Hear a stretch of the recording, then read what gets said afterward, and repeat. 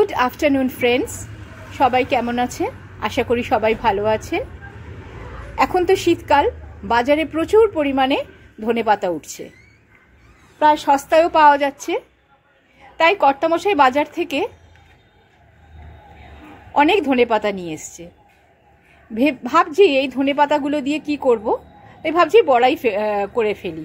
ডালের সাথে মুখে দিয়ে বড়া খুব ভালো লাগে। তাই আজকে ধনেপাতা দিয়ে আর মটর ডাল বাটা দিয়ে আজকে বড়া করব। অনেকেই তো ধনেপাতার বড়া চালের গুঁড়ো বা বেসন দিয়ে ভেজে খান। মটর ডাল দিয়ে একবার ধনেপাতার বড়া ভেজে দেখতে পারেন।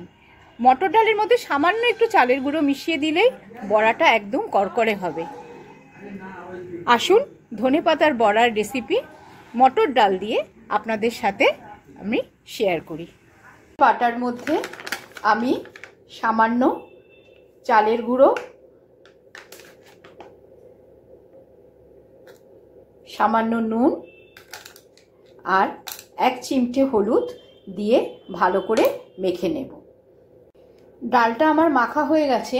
এবার বেশ খানিকটা ধনেপাতা আমি এই ডালের মিশ্রণের মধ্যে দিয়ে ভালো করে এরকম করে মেখে নেব।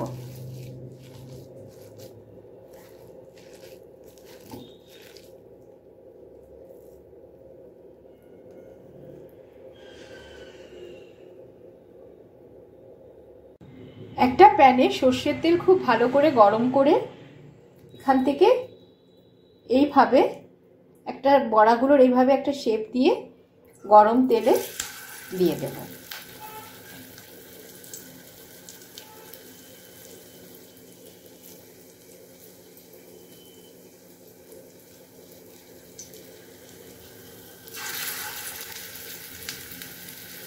গরম তেলে বড়াগুলোকে দিয়ে দিয়েছি।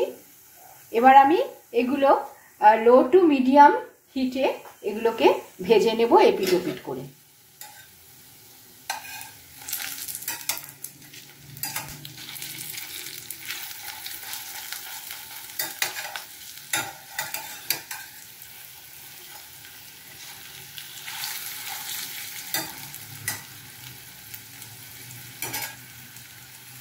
বড়াগুলো আমার লাল লাল করে ভাজা হয়ে গেছে।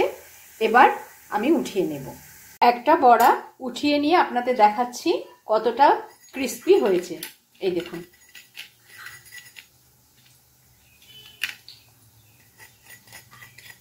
আওয়াজটা পাওয়া যাচ্ছে তো, দেখেছেন?